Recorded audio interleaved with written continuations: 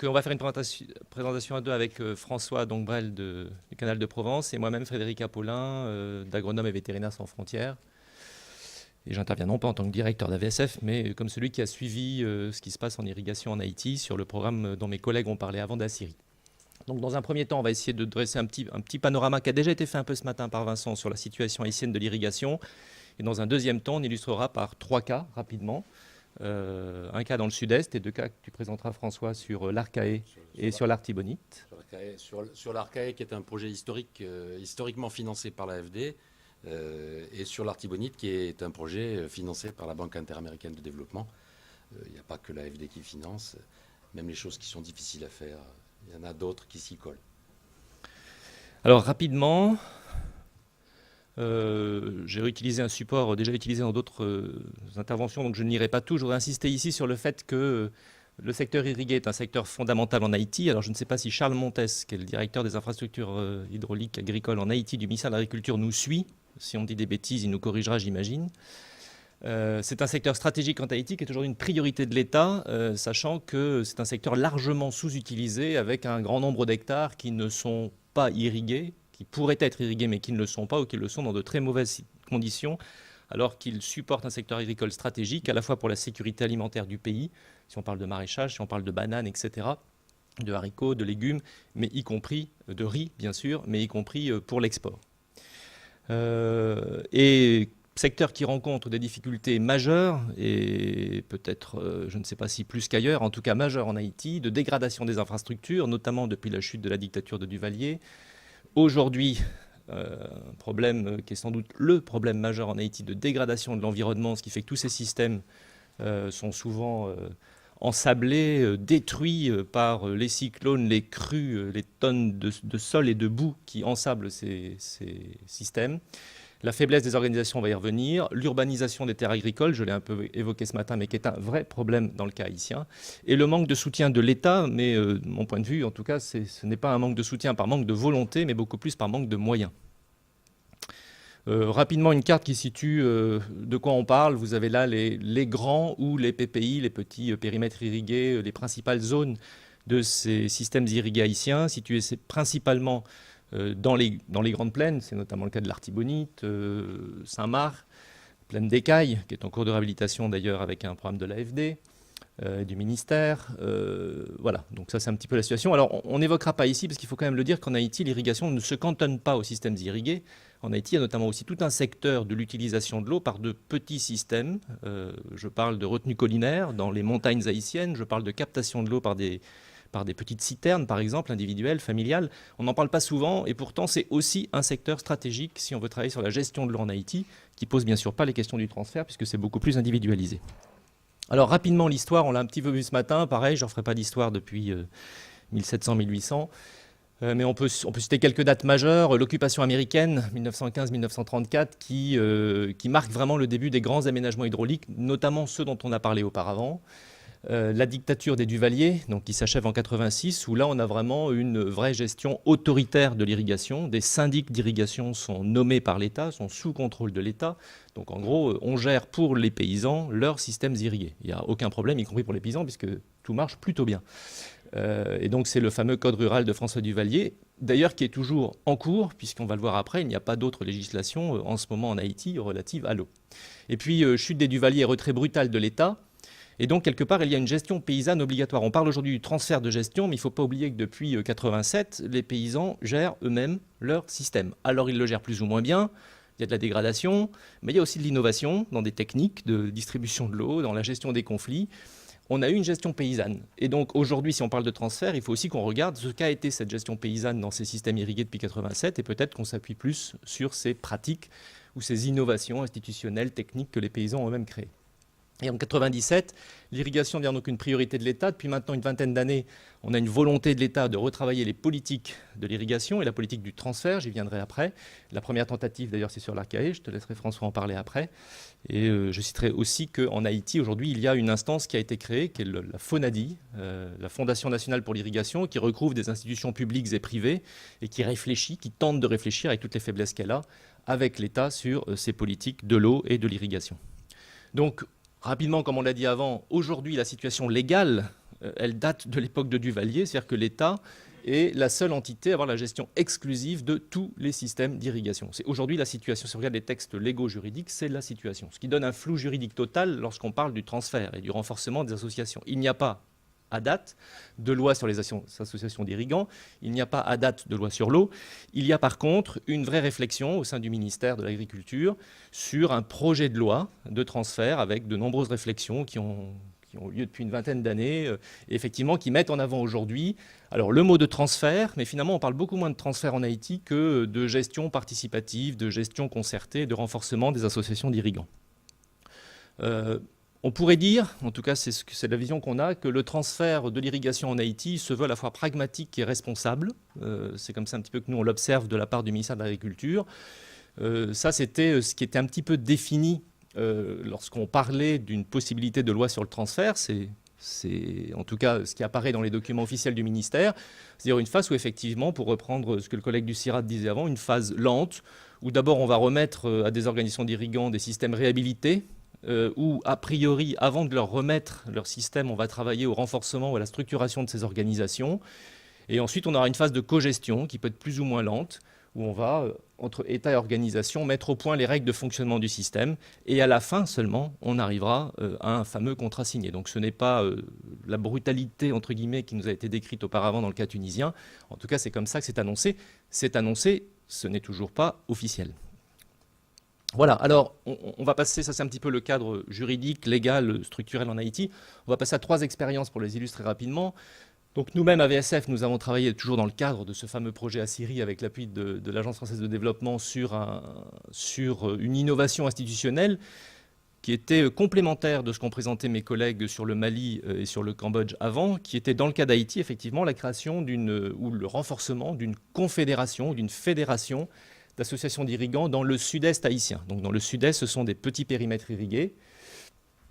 Ce sont des petits périmètres irrigués qui couvrent quand même aujourd'hui une superficie de 3000 hectares, 12 systèmes, 5000 irrigants, donc ce sont des petits systèmes mais qui représentent quand même dans le sud-est, y compris un potentiel économique important. Cette confédération s'est créée en 2003, nous n'y sommes pour rien, et nous sommes arrivés nous-mêmes en 2009, je crois, pour appuyer cette association. Et elle couvre donc l'ensemble du département. Elle s'est fixé 4 objectifs. Un meilleur accès à l'eau pour les irrigants de ces systèmes, avec donc l'application du transfert de gestion, tel qu'il est présenté dans la politique du ministère, pas encore voté, mais en tout cas annoncé. Une meilleure gestion des systèmes irrigués, la mise en place de services pour les irrigants, donc on rejoint un petit peu ce qui a été dit avant par le collègue du CIRAD sur le fait que cette fédération se fixe d'autres objectifs que les seules missions de gestion de l'eau, d'appui aux associations membres sur la gestion de l'eau. Donc on parle d'intrants, on parle de formation, d'accompagnement technique. Cette confédération s'était fixée pour objectif de systématiser les expériences qui existaient dans les différentes associations membres pour les partager entre elles. Et enfin, elle s'est fixée dès le départ, j'en parlais un tout petit peu ce matin, aussi une fonction de plaidoyer ou de lobbying pour faire reconnaître ce secteur si stratégique de l'irrigation, ses contraintes, ses limites ou ses dangers. Donc nous, qu'est-ce que nous avons fait rapidement? Eh bien, c'était de renforcer cette confédération pour consolider les services de gestion de l'eau. Il nous paraissait extrêmement intéressant dans un contexte où ces associations sont très faibles, y compris parfois avec des gens peu lettrés dedans, de pouvoir mutualiser des services au sein d'une fédération et de voir si par ça on arrive à plus d'efficience d'une part dans le service de l'eau et éventuellement d'efficacité économique. Et parallèlement, c'était une demande de la Confédération de mettre en place des services économiques parallèles parce que c'était une demande des irrigants d'arriver aussi à des questions de développement agricole, de fourniture d'intrants, de commercialisation de leurs produits et de voir si, oui ou non, ces services pouvaient contribuer au financement de la fédération et des associations. Donc les services développés, j'en ai parlé rapidement, une représentation des irrigants du Sud-Est. Aujourd'hui, la Confédération est réellement reconnue, j'y reviendrai après. Un service d'appui et conseil technique, donc sur la gestion de l'eau, bien sûr. La Confédération appuie les associations membres à actualiser leur cadastre, leur tour d'eau, construire des budgets annuels, etc. Mais également des formations relatives à la production agricole, un rôle très fort de médiation de conflits. Chaque fois qu'il y a des conflits sur la distribution de l'eau, eh bien, c'est la fédération qui rentre en jeu pour jouer son rôle de médiateur. Et puis finalement un rôle qui s'est avéré dans le cas haïtien où la coopération est nombreuse et notamment cette zone-là a connu non seulement les cyclones mais aussi le séisme, donc des afflux de fonds de la coopération internationale, eh bien finalement un rôle de coordination de ces flux d'argent qui sont arrivés sur le sud-est haïtien et dans bien d'autres zones d'Haïti pour la réhabilitation des réseaux, et elle a joué un rôle auquel nous ne nous attendions pas de coordination de cela. Voilà, mais elle fournit aujourd'hui des services pour la fourniture en intrants, un service de commercialisation groupé avec une centrale d'achat de produits agricoles, un service de plaidoyer, donc j'en ai parlé avant, avec un thème très fort qui a été pris sur l'urbanisation, et je ne citerai pas le dernier. Alors, les avancées résultats, c'est quoi aujourd'hui concrètement ? Eh bien, la fédération, effectivement, sans aucun doute, elle a permis de renforcer les 10, aujourd'hui 12 associations d'irrigants reconnues, d'une part parce qu'elles sont légalisées. Dans le système haïtien, il n'y a pas vraiment de loi sur les organisations, mais devant les affaires sociales, devant la mairie, la DDA, des dirigeants ont été formés. Les horaires ont été révisés déjà sur 7 périmètres. Du paiement de l'eau a été mis en place, on partait de 0%. Pour information, sur l'ensemble des périmètres, on partait de 0% de paiement de redevance. Alors on arrive à 10%. Vous allez me dire, ce n'est pas une réussite, vous avez raison. Et en même temps, on se dit, c'est vraiment merveilleux en Haïti d'arriver à 10%. Certaines arrivent à 40%, une d'entre elles arrive à 40%. Bon, voilà. Un service de plaidoyer intégré, des services fournis, et surtout un dialogue établi, et ça c'est important, avec les services de l'État qui reconnaissent dans cette association, et je crois dans les autres dont on va parler juste après, des interlocuteurs fiables. Et ça c'est important si on veut parler après d'un transfert responsable. Les difficultés et les perspectives, c'est que les services économiques que nous pensions monter, enfin qui sont montés par la centrale, une centrale de commerce, une boutique, sont encore loin d'être viables, que les services de cette fédération sont loin d'être couverts. Ils sont couverts à la fois par une partie des redevances payées par les irrigants. Donc en gros, on a 2 à 7% des 10% ou 40% de redevances qui arrivent à la fédération. Vous imaginez que pour l'instant, ce n'est pas grand-chose.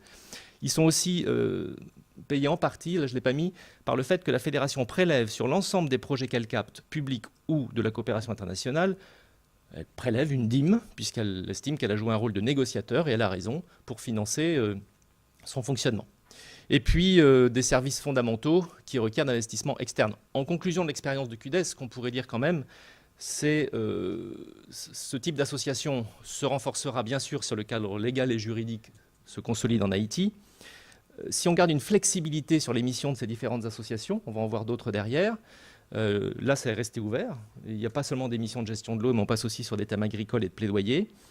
Quelque part, le transfert aussi sera réussi ici si les projets qui arrivent, et je peux vous assurer que dans le Sud-Est, il y en a eu beaucoup, évitent le saucissonnage. J'en parle de projets publics ou de projets de la coopération internationale, puisqu'aujourd'hui en Haïti, la grande mode, c'est quand même des grands projets d'irrigation qui séparent l'infrastructure de l'organisation et de la production agricole. Or, nous avons des organisations en face qui intègrent ces fonctions. Donc, comment la coopération s'adapte à ce système ?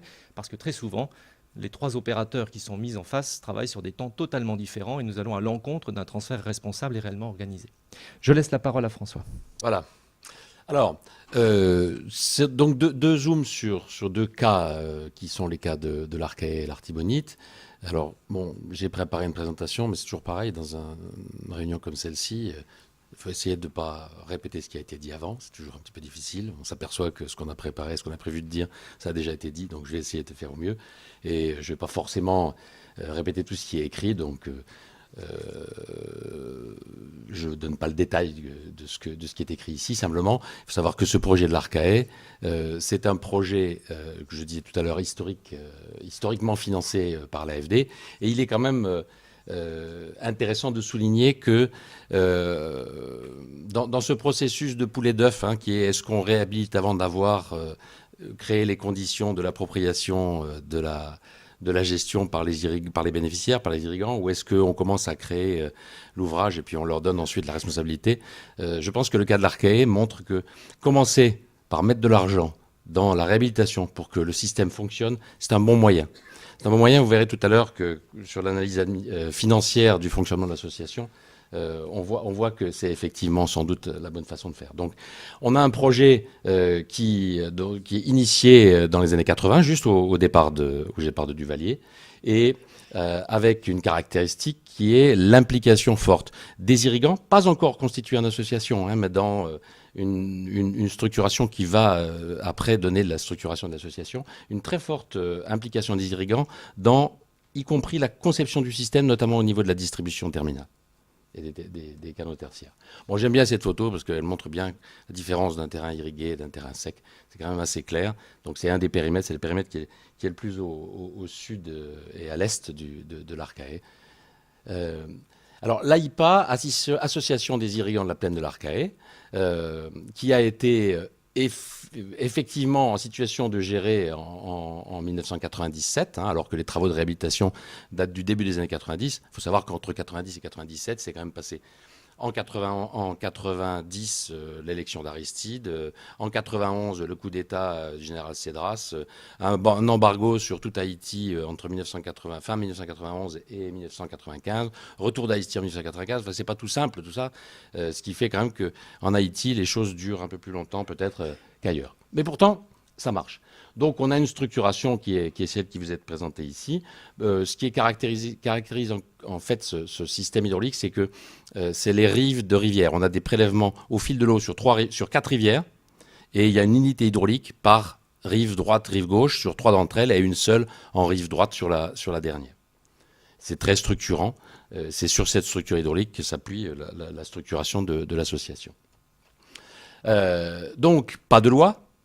Et c'est une faiblesse, on y reviendra, parce que le contrat qui est passé, il a une vraie réalité, mais il n'est pas opposable à des tiers. Il ne fait que lier l'État et l'association. Donc les tiers n'ont pas à connaître et généralement ignorent bien ce contrat dès lors qu'ils ont à se plaindre de ce qui se passe. Et d'ailleurs, Vincent tout à l'heure disait que la plupart du temps, ils avaient gain de cause contre l'association, puisque l'association ne s'adosse pas à un dispositif juridique solide.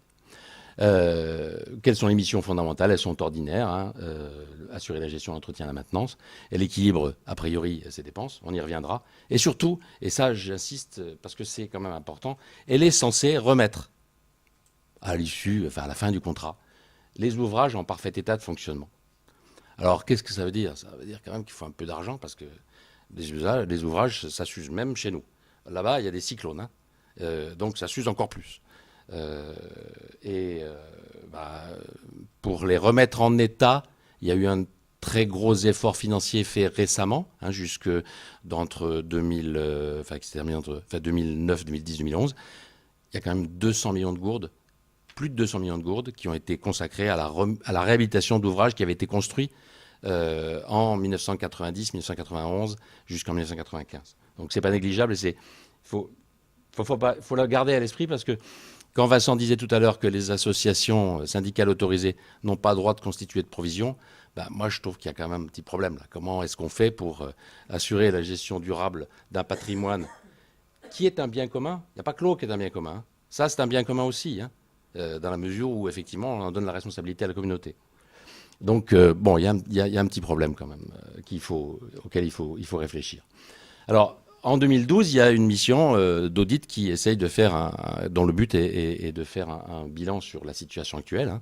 D'ailleurs, son auteur est dans la salle, j'en parlerai tout à l'heure, il est au fond là-bas. Et que constate la mission d'audit? Il y a de nombreuses lacunes dans la police de l'eau. On a un problème de connaissance de l'occupation du sol. Et par voie de conséquence, on a un problème de répartition de l'eau et d'organisation des tours d'eau. Et puis, on a une très très forte dégradation du patrimoine physique. Et le point de vue des irrigants, il rejoint aussi le point de vue de l'auditeur, parce que tout le monde se plaint que la police, qu'on puisse pas faire la police. Et on peut pas faire la police puisqu'il n'y a pas de loi. Et que s'il y a un vol d'eau, il faut le constater, puis ensuite aller chercher le juge de paix pour que le juge de paix dresse procès-verbal et condamne. C'est impossible à gérer, c'est une vraie impossibilité. Il y a un problème d'équité de la répartition de l'eau. On est au fil de l'eau, puis il y a des ouvrages de répartition. Donc c'est facile de trafiquer les choses pour que l'eau se répartisse, qu'on ait des gens qui en disposent plus que les autres. Et il y a effectivement un problème d'intégrité des ouvrages. Alors moi j'aime bien ce graphique-là. Je l'ai découvert en regardant le rapport de Philippe Sora, qui avait travaillé sur ce sujet. On a un taux de recouvrement qui, globalement, n'est pas si catastrophique que ça. D'ailleurs, on constate qu'au début de l'existence, et donc juste après les travaux, on a un truc qui marche bien et les gens sont prêts à payer. Et puis, ça se dégrade, mais ça reste quand même, on est, il y a eu un pic, je ne sais pas très bien à quoi correspond le pic de 2005, peut-être que Philippe pourra nous le dire tout à l'heure, mais on a un taux de recouvrement qui n'est pas catastrophique, on est quand même significatif, on est quasiment, grosso modo, à 50%. En tendance. Par contre, on a un montant sur la courbe en pointillé, décroît. Pourquoi? Parce que on est en monnaie constante, on est en monnaie constante là, avec la courbe en pointillé. Et on va venir sur la page suivante, sur la diapo suivante. J'ai fini. Non, pas tout à fait, mais bon, je dépasserai peut-être d'une minute. Ça, c'est fondamental. Et ça, je trouve que c'est une faiblesse qui est pas une faiblesse d'association d'irrigants, c'est une faiblesse d'association. Moi, je suis président de la FEID. Quand il faut voter en association l'augmentation de la cotisation, ça prend du temps dans l'Assemblée générale. Et là, c'est encore pire. Il n'y a que les Suisses qui sont capables de répondre oui à un référendum. On leur demande s'ils sont d'accord pour qu'on augmente les impôts. Donc là, il y a un vrai problème. C'est un problème inhérent à l'association. L'association, elle a besoin... c'est clair, quoi. On voit bien l'écart. Et pourtant, il y a eu une augmentation. Hein. Mais on voit bien que ce n'est pas possible. C'est l'écart entre le coût du sac de ciment, qui d'ailleurs suit très bien le coût du sac le coût de la vie, et la redevance. Donc ça ne peut pas marcher longtemps. Hein. Bon, ça, ce graphique, j'y passe très vite, ça montre simplement qu'il y a quand même une répartition des dépenses qui est pertinente. Hein. Il n'y a pas que des salaires à payer, il y a quand même des choses qui se font, il y a quand même de l'action, mais c'est insuffisant. Donc, ce qui a été identifié comme axe de travail, c'est l'ajustement du montant de la redevance, et ça, tout le monde est absolument d'accord pour le faire. Maintenant, c'est la proportion qui va peut-être faire débat. Il faut des évolutions réglementaires qui confortent l'association. Il faut améliorer la qualité du service. Parce que, et on voit bien que quand les ouvrages étaient neufs, les gens étaient tout à fait prêts à payer parce qu'ils avaient de l'eau quand ils voulaient et que quand les ouvrages sont dégradés, ils ne l'ont plus. Et puis, il faut améliorer la gouvernance parce qu'aujourd'hui, et notamment dans le cas de l'AIPA, tout repose sur le président. Et un président s'appelle Mario et le président, s'il n'y avait pas ce président-là, ça marcherait encore beaucoup moins bien. Alors, sur l'artibonite, je vais très très vite. Hein. Simplement, je voulais en parler parce que c'est un autre cas. On est dans des grands périmètres. On est dans un périmètre de 30 000 hectares. On a du riz. Qui est quasiment de la monoculture. Il y a un petit peu d'autres choses, mais il y a beaucoup de riz. Les 30 000 hectares, c'est la surface théorique du périmètre, mais en fait, on est plus près des 11, 12, 15 000, effectivement mis en valeur que des 30 000. Et attendez, j'ai oublié ça parce que c'est important, on a quand même une ressource en eau qui est régularisée, contrairement au cas précédent, avec un barrage qui est le seul grand barrage d'Haïti. Alors, voilà, quelques informations qui vous donnent la taille et l'ampleur. On est quand même dans une dominante de toute petite exploitation. Et ça aussi, c'est caractéristique de l'agriculture en Haïti. Des associations, en 2013, créées à partir dans les années 2000, parce que c'est plus récent que dans le cas de l'Arcahaie. Il y en a 12. C'est loin de couvrir la totalité du périmètre. Il y en a 4 en plus qui sont en cours de constitution. Cette structuration se fait sous l'impulsion d'unités de projet. Ça s'appelle le projet d'intensification agricole dans la vallée d'Artibonite. Donc on est encore dans quelque chose qui est très fortement promu, stimulé, aidé par l'administration. Elles ont des règles qui sont établies, mais les règles de gouvernance, bon, on va avoir des statuts, c'est simple, là, ils sont écrits sur un papier. C'est pas pour autant qu'ils fonctionnent extrêmement bien. Il y a des règles internes, dont les règles de police de l'eau, mais qui se fondent sur aucune loi qui permettrait qui soit opposable aux tiers. Ces associations sont regroupées en fédérations. Pourquoi j'ai noté ça? C'est que tout à l'heure, on a évoqué la question du poids politique. Et on verra que le dernier point de vigilance, pourquoi il y a la bonne politique, c'est un peu comme le cholestérol, hein, il y a le bon cholestérol et le mauvais cholestérol, il y a la bonne politique et la mauvaise. Une fédération qui regroupe 75 000 irrigants peut avoir un poids politique et qui, hors de son champ de compétences, considérable. Et c'est forcément un point de vigilance. Le fonctionnement, aujourd'hui, elle démarre. Il y a très très peu, techniquement, d'actions qui soient vraiment conduites par les associations. Elles sont aussi impliquées dans de l'agronomie et elles ne vont pas que se concentrer à la question de l'irrigation en elle-même. Il y a une vraie volonté de cogestion. Il faut savoir que l'ODVA, Organisme de développement de la vallée de l'Artibonite, qui est quand même une structure de l'État, et sous perfusion financière en tout cas de l'État, hein. J'ai fini, assure la gestion du grand système, et les associations, elles assurent la gestion à l'aval de ce grand système. Et ça, c'est une vraie difficulté. Pour terminer, on a des irrigants qui expriment clairement des besoins d'accompagnement technique. Encore la question de la police de l'eau, qui est décidément fondamentale. La mutualisation, et tout à l'heure Frédéric en parlait, hein, on voit bien que la question de l'eau est difficile et pas dissociable du reste. Hein, c'est la totalité de l'action de l'agriculteur et de son métier d'agriculteur. L'eau étant qu'un intrant, et il est intéressant que tout ça soit mutualisé.